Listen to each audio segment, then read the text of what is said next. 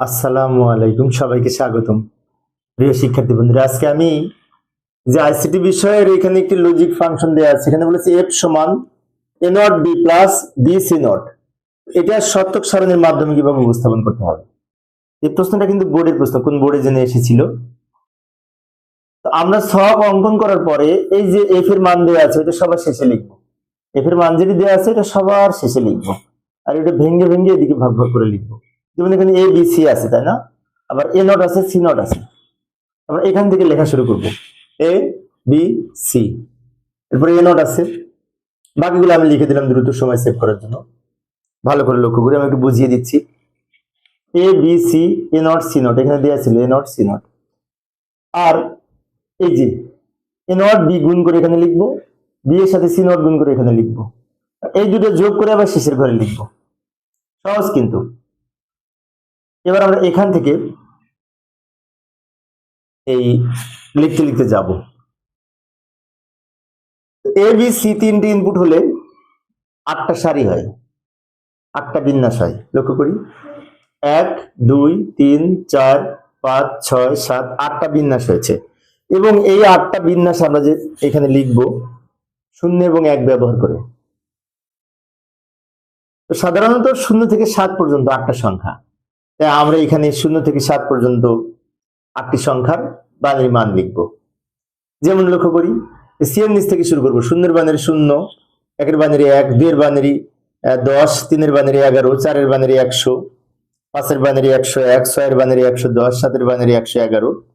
আর এইগুলা 0 দ্বারা পূর্ণ করে দিব, 0 দ্বারা পূর্ণ করে দিব।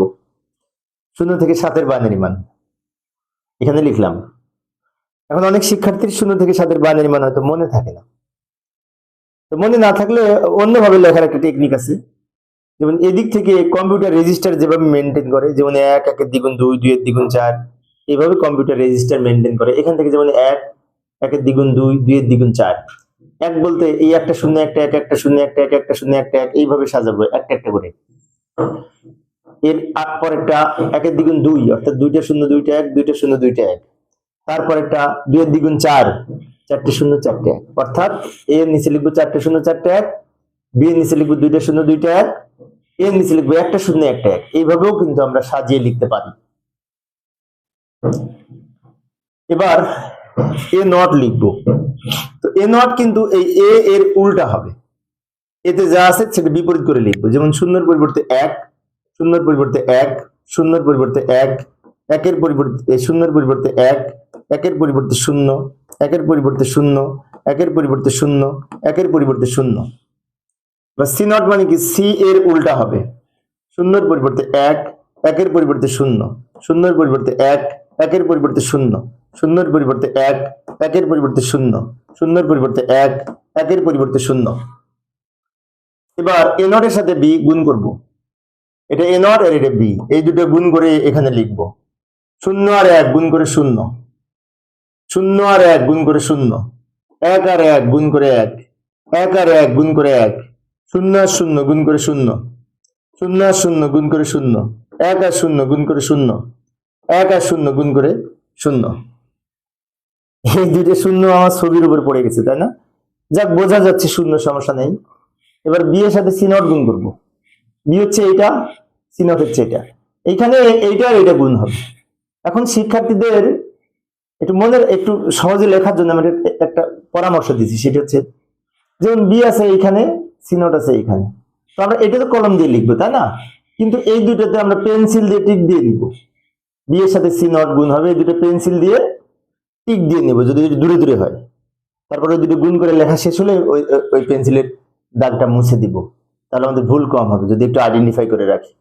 ভালো করে লক্ষ্য করি, এই বি এর সাথে সি নট গুণ করবো, তাহলে এই লাইন আর এই লাইন।